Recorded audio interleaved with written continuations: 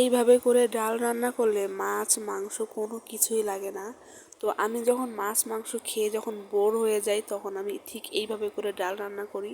আর আমার হাতের এই ডালটা এত বেশি মজা হয় যে এই ডালটা দিয়ে 2 প্লেট ভাতও খাওয়া যায়। তো এই তো আমি সব মশলা দিয়ে আর কি মাখিয়ে এই ডালটা রান্না করি। তো আমি এখানে ডালটা ধুয়ে রেখেছিলাম, তারপরে ডালের মধ্যে আমি এখানে কাঁচামরিচ, তারপরে টমেটো, পেঁয়াজ, হলুদের গুঁড়া, মরিচের গুঁড়া দিয়েছি। আর আমি দিয়েছি এখানে গোটা গোটা জিরাটা, সেই গোটা জিরাটা দিয়েছি, আদা বাটা দিয়েছিলাম, আদা বাটা রসুন বাটা মানে দুটা মিক্সড করা ছিল, ওটা দিয়েছি। আর আমি এখানে দিয়েছি একটা তেজপাতা, আর দিয়েছি তেল, লবণ, সব কিছু দিয়ে জাস্ট মানে হাতে মাখিয়ে তারপরে ডালটা আমি বসিয়ে দিব। আর এটা যখন ডালটা ফুটে, যখন ডালটা একদম ঘন হয়ে যাবে ঠিক তখনই কিন্তু আমি এটা নামিয়ে ফেলবো।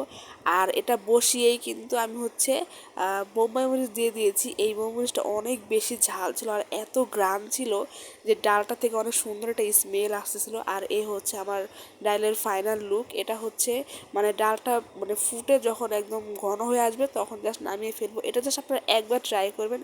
এটা রান্না করলে মাছ মাংস কোনো কিছুই লাগে না।